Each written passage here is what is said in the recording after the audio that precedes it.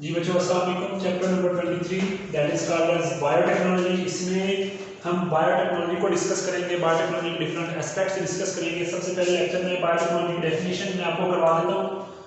तो बायोटेक्नोलॉजी किसे कहते हैं? Study of use of living organism, there system and processes. तो बायोटेक्नोलॉजी किसे कहते हैं? Study of use of living organisms. तो लिविंग ऑर्गेनिजम्स को इस्तेमाल करना, देयर सिस्टम, उनके सिस्टम्स को,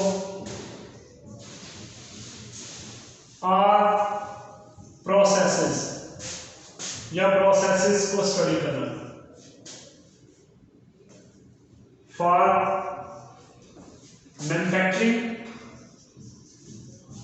किस लिए इस्तेमाल करना? मैन्युफैक्चरिंग के लिए। मैन्युफैक्चरिंग किस चीज की? तैयारी, मतलब वो चीजें जो आपकी जरूरत की हैं, ठीक है, for manufacturing and service industries.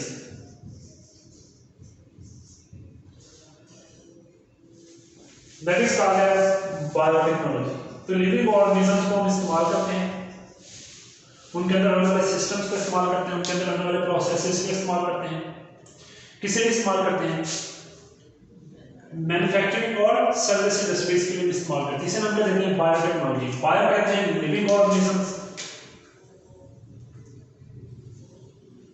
Technology का मतलब इस्तेमाल, जानदारों का इस्तेमाल जिससे हमें फायदा होता है। तो लिविंग ऑर्गेनिज्म को इस्तेमाल करना, उनके सिस्टम्स को इस्तेमाल करना और उनमें होने वाले प्रोसेसेस को इस्तेमाल करना, ठीक है, खिदमत के लिए। That is called as biotechnology.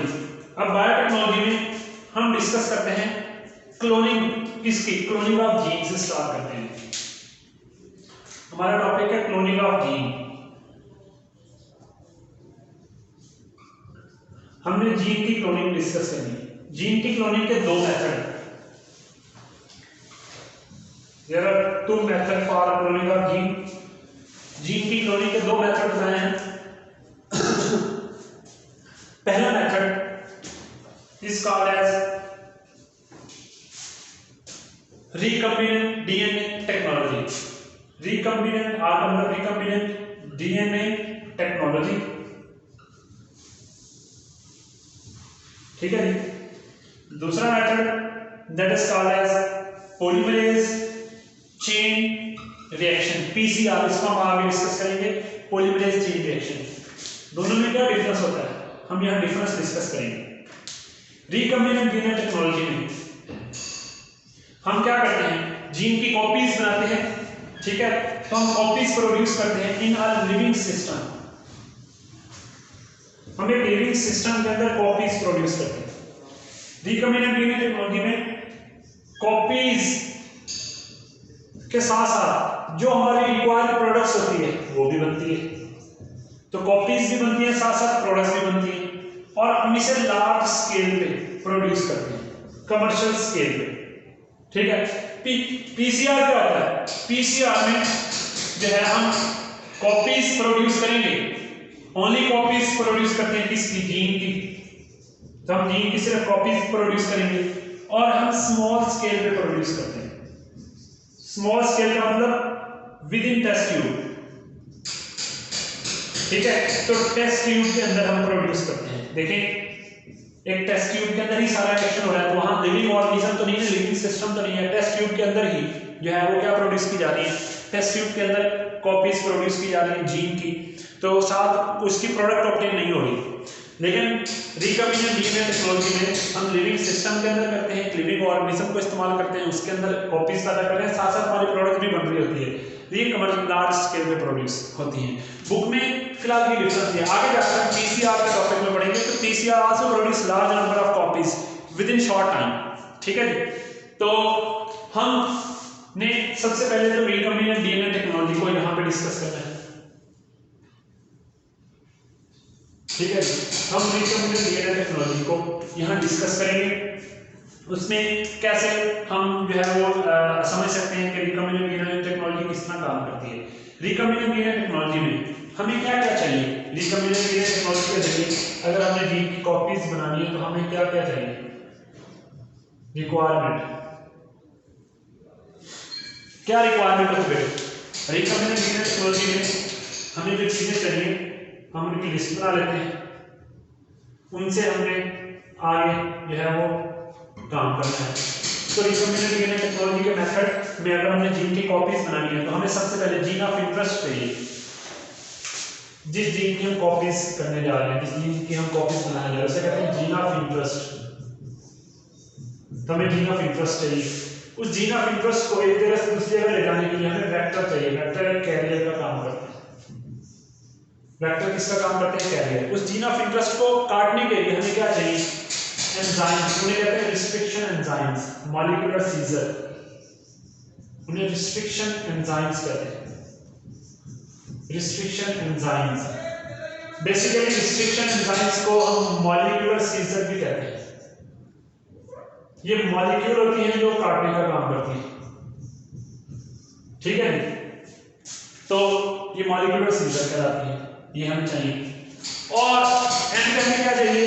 क्योंकि हमने जीन को काटा, अलग किया, जीन ऑफ इंटरेस्ट देखा, उसे अलग किया, फिर उसे ले गए और फिर हमें एंड पे एक सिस्टम चाहिए जहां हम इस जीन से वो फायदा ले सकें, जीन की कॉपीज बना सकें, उसे कहते हैं एक्सप्रेशन सिस्टम।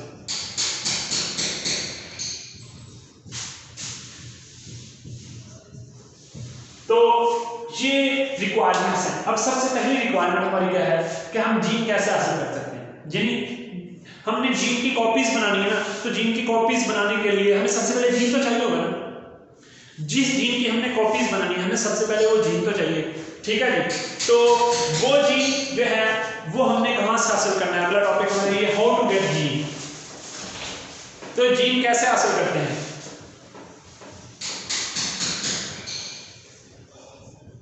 अब हम ये भी नाम लिखिए हाउ टू गेट जीन, कि जीन हम कैसे हासिल करते हैं, ठीक है।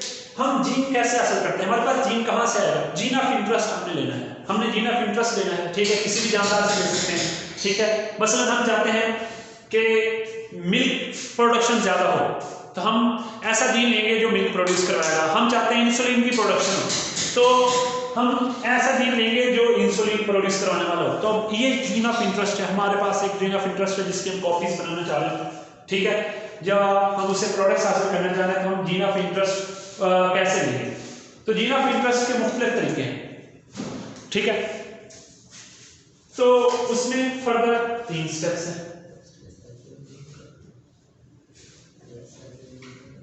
तो जीन ऑफ इंटरेस्ट आप 3 तरीकों से हासिल कर लेते हैं। देखिए, क्रोमोसोम से सेपरेट करें विद द मॉलिक्यूलर सीजर। उसे सेपरेट करें कहां से? From chromosome. तो उसे क्रोमोसोम से सेपरेट करें, क्रोमोसोम से कट करें। किसको? जीन ऑफ इंटरेस्ट को। उसे आइसोलेट करें क्रोमोसोम से। उसके लिए आपको क्या चाहिए? इसके लिए आपको चाहिए होंगे, आपको मॉलिक्यूलर सीजर चाहिए होंगे, इसके लिए कटिंग एंजाइम्स चाहिए होंगे। उनको मैं कटिंग एंजाइम्स का नाम दे देता हूं। तो बेटे आपको मॉलिक्यूलर सीजर्स चाहिए होंगे, वो सीजर्स जो है वो जी मैं आपको ये बता रहा था कि आप कटिंग एंजाइम्स ले लें। कटिंग एंजाइम से आप उसे जीन को जो सेपरेट कर लें क्रोमोसोम से, ठीक है। लेकिन ये आप कब कर सकते हैं? ये आप तभी इस्तेमाल कर सकते हैं इफ सीक्वेंस ऑफ जीन के ऊपर जो जीन की जो न्यूक्लियोटाइड सीक्वेंस है वो आपको पता हो और उसकी लोकेशन पता हो। Sequence is known. तो अगर आपको क्रोमोसोम के ऊपर कहां पर जीन मौजूद है, यहां पर है, यहां पर है, पता होगा तो जीन को सेपरेट कर पाएंगे ना। और सीक्वेंस, उस जीन के अंदर न्यूक्लियोटाइड की क्या सीक्वेंस है ये पता होगी तो आप उस जीन को सेपरेट कर पाएंगे। अदरवाइज आप इस मेथड को फॉलो नहीं करेंगे। फिर आप दूसरा मेथड इस्तेमाल कर लें, उसे केमिकली सिंथेसाइज कर लें। तो आप खुद लेबोरेटरी में ले जाकर केमिकल सिंथेसिस कर लें। ये आप कब कर सकते हैं? अगर जीन शॉर्ट हो। अगर शॉर्ट जीन हो तो आप इसे तैयार कर लें, लेकिन इसमें एरर के चांसेस ज्यादा होते हैं। क्यों बेटे? इसलिए एरर चांसेस होते हैं, देखें एरर चांसेस इसलिए होते हैं कि जब आप जो है वो जीन जो है वो ऊपर तैयार करेंगे, जितना लंबा जीन होगा उसमें न्यूक्लियोटाइड कोई और भी ऐड हो सकती है, म्यूटेशन के चांसेस हो सकते हैं।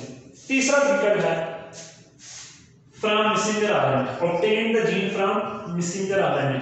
मैसेंजर आरएनए से ऑब्टेन करना, ये सबसे आसान मेथड है। कैसे होता है? Easy method, easy to collect RNA. RNA को कलेक्ट करना क्या है? बहुत मैसेंजर आरएनए ही पूरा जीन होता है, और ये कहाँ से होता है? साइटोप्लाज्म में होता है, ठीक है। तो मैसेंजर आरएनए जो है ये साइटोप्लाज्म में होता है, सेल के साइटोप्लाज्म में होता है मैसेंजर आरएनए।